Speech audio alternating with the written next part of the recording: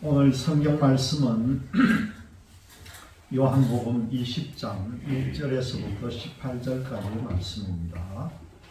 오늘의 말씀의 제목은 낮은 자에게 임하는 영광이라는 말씀으로 드릴까 합니다. 오늘 요한복음 20장 1절에서부터 18절까지의 말씀을 좀 더 쉬운 성경으로 여러분에게 다시 한번 들려드립니다. 안식일 다음 날 이른 아침에 막달라 마리아가 무덤으로 갔습니다. 날은 아직 어두웠습니다. 마리아는 무덤 입구를 막았던 커다란 돌이 무덤에서 옮겨진 것을 보았습니다. 그래서 마리아는 시몬 베드로와 예수님께서 사랑하시던 다른 제자에게 달려가서 말합니다. 사람들이 주님을 무덤에서 빼갔나 봐요. 그런데 그들이 주님을 가져다 어디에 두었는지 모르겠어요. 그 말을 들은 베드로와 다른 제자는 무덤 쪽으로 향했습니다. 두 사람 모두 달려갔습니다. 다른 제자가 베드로보다 더 빨리 달려 무덤에 먼저 도착을 했습니다. 그 제자는 몸을 굽혀 고운 배가 거기에 놓여 있는 것을 보았지만 무덤 안으로는 들어가지 않았습니다. 뒤따라온 시몬 베드로는 무덤에 도착하자 바로 무덤 안으로 들어갔습니다.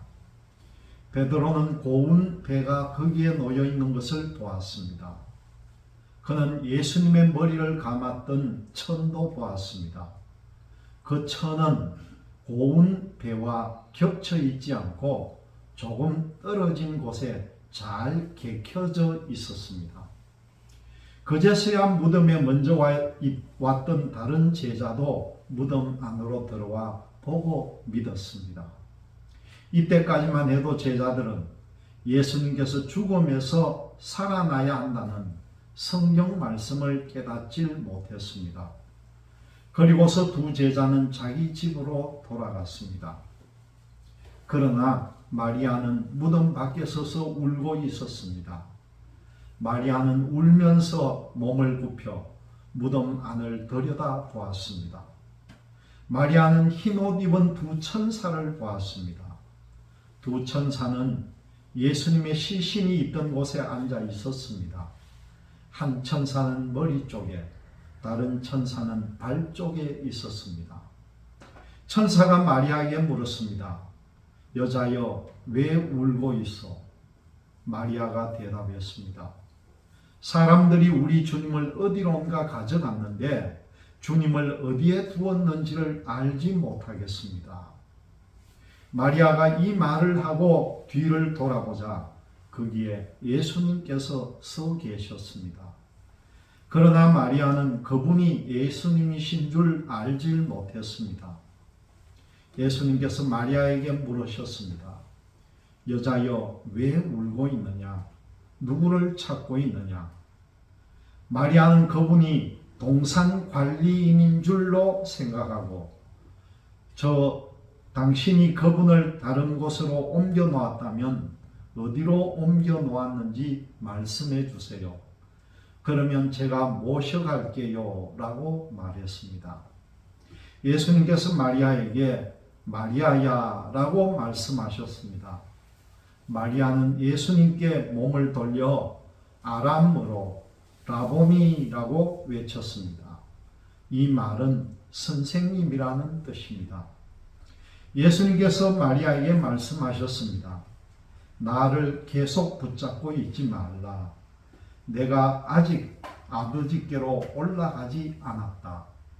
다만 너는 나의 형제들에게 가서 이렇게 말하여라.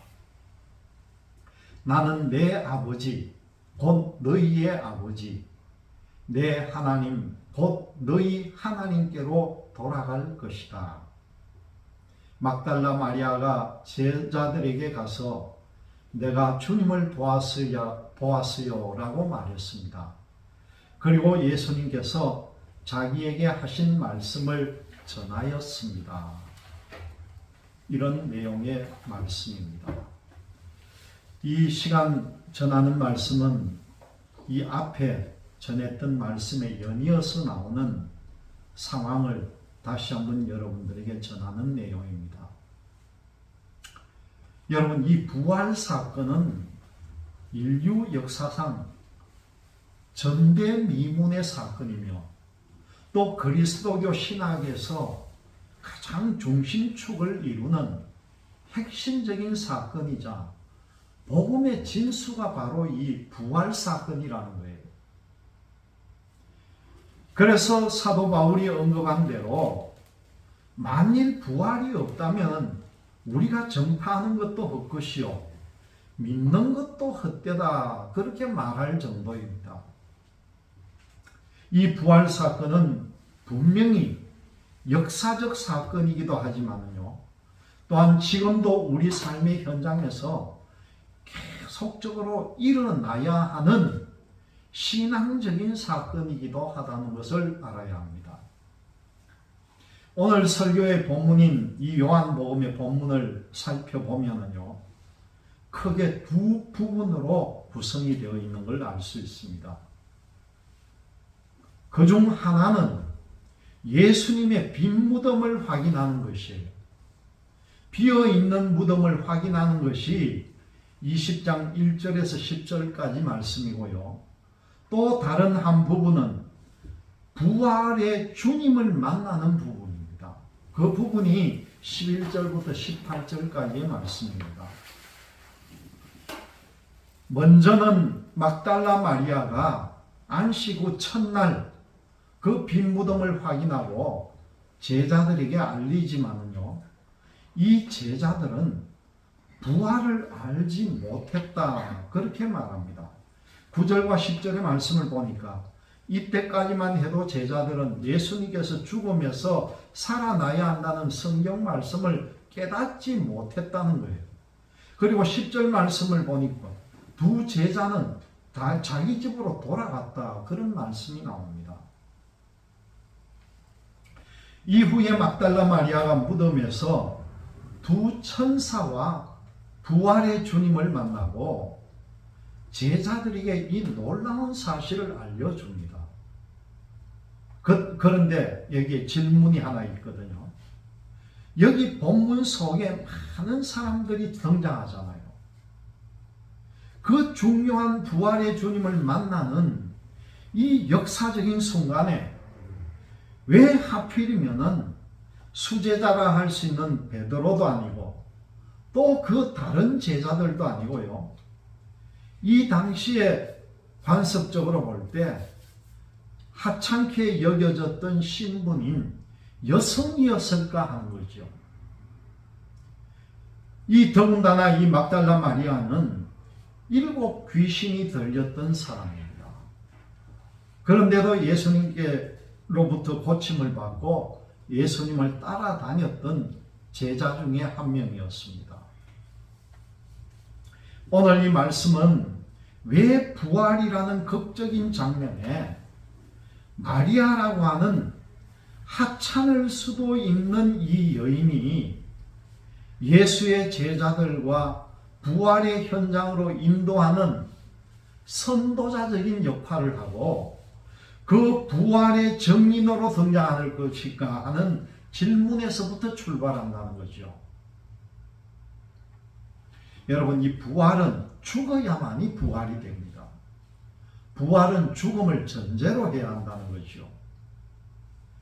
그런데 아이러니하게도 죽음이 없는 부활은 성립되지 않는다는 거죠. 여기서 죽음은 육체적인 죽음이기도 하지만요, 우리가 삶 속에서 가끔은 피하고 싶은 하나의 낮아짐이기도 하다는 겁니다. 그것은 겸손을 말하는 것이 아니죠.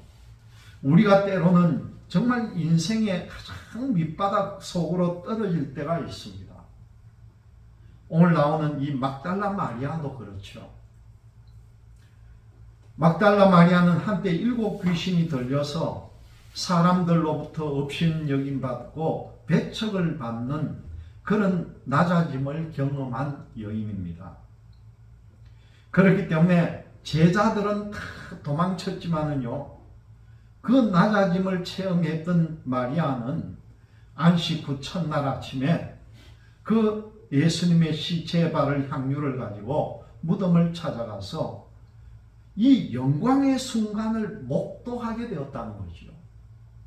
이 성경에 막달라 마리아의 이름이 나오는 것이 얼마나 놀라운 일입니까? 오늘 본문을 마리아에게 초점을 맞추어서 해석할 때에 또 다른 하나님의 은혜를 우리가 발견할 수가 있다는 겁니다. 다시 말씀드리면요, 오늘 제목처럼 가장 낮아진 자에게 임하는 최고의 영광을 볼 수가 있다는 거예요. 예수님께서 부활하신 영광의 현장에 바로 이 막달라 마리아라고 하는 여인이 있었다는 겁니다. 당대의 많은 석학들, 바리새인들, 사두개인들, 그리고 랍비, 그런 신분의 사람들이 아니었다는 거예요. 심지어 예수님과 3년간이나 동역하면서 함께했던 제자들도 아니었고요. 수제자라고 할 수 있는 이 베드로도 아니었다는 겁니다. 귀신 들렸던 막달라 마리아가 그 영광의 자리에 있게 된 이유가 무엇이겠습니까? 이것은 우리가 어떻게 믿어야 마리아와 같은 부활의 은혜를 입고 또 이 시대에 부활의 증인으로 살 수 있을까? 그것을 오늘 알아야 된다는 겁니다. 말씀을 중심에 보면은 한 두 가지를 생각해 볼 수가 있습니다. 하나는 낮은 자에게 임하는 부활의 은혜고요. 두 번째는 낮은 자가 드리는 최고의 영광이라는 겁니다. 먼저 낮은 자에게 임하는 부활의 은혜를 말씀을 보면은 하나님은 이 하나님의 은혜는요, 낮은 자에게 임한다는 이런 불변의 진리를 우리는 다시 한번 본문을 통해서 확인을 할 수가 있다는 거죠. 예수님께서 12제자를 세우실 때 똑똑하고 현명하고 유명한 자를 세운 게 아니에요. 정말 못 배우고 고생하고 일하는 막노동하는 어부를 통해서 제자를 세우는 모습을 우리는 성경을 통해서 알 수 있습니다. 특별히 부활의 은혜는 더더욱 이 교만한 자, 스스로 똑똑하다고 생각하는 자, 하나님 없이도 살 수 있다고 생각하는 자가 아니라요, 이렇게 귀신 들려 나음받은 막달라 마리아처럼 지극히 낮은 자, 스스로를 낮출 줄 아는 자에게 임한다는 사실입니다. 이것은 우리가 너무 많이 들어온 어떤 영적인 공식 같은 것 이야기지만은 사실상 너무나도 자주, 그리고 많이 우리가 실생활에서 놓치고 있는 진리라는 것도 깨달아야 합니다.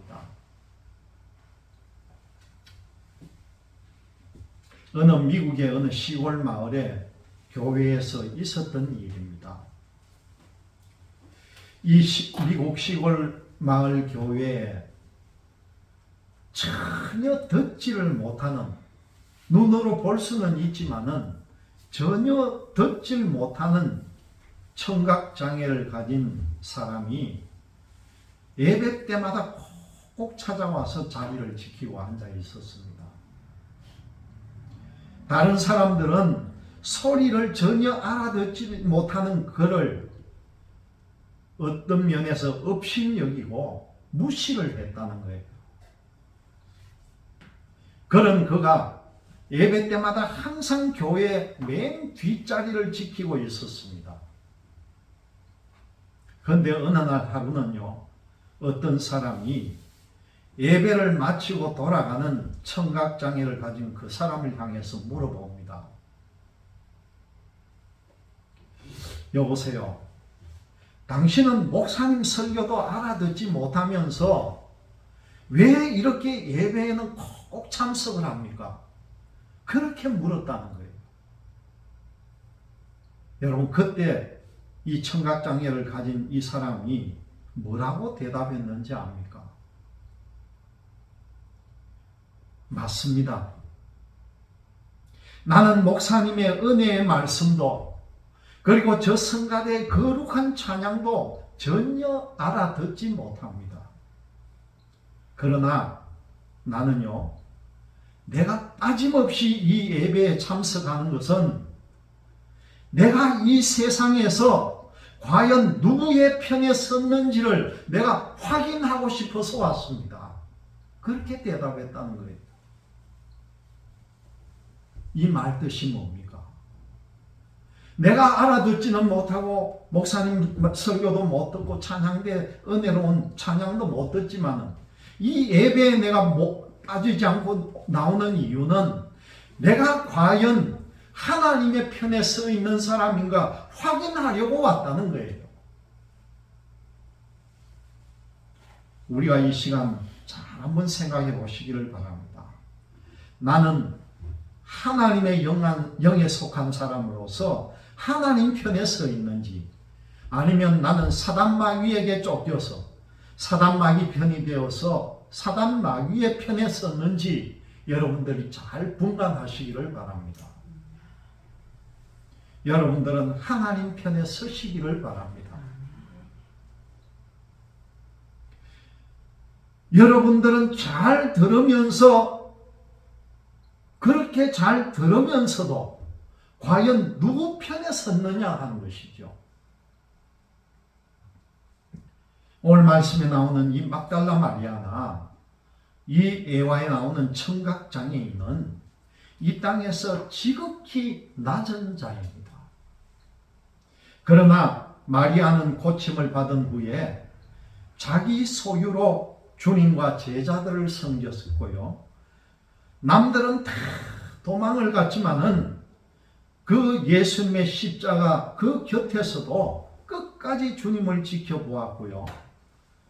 주님이 아리마대 요셉의 무덤에 안치되는 것까지 두 눈으로 지켜보고, 그리고 오늘 본문에 보니까 이른 아침에 무덤을 찾았다가 부활의 주님을 만나게 되었다는 겁니다. 마리아는 그냥 우연하게 그 자리에 있었던 것이 아니라는 거예요. 우리가 골고다에서 십자가의 주님을 만났다면은 우리의 인생이 지극히 낮은 곳에서 다시 부활의 주님을 만나야 합니다.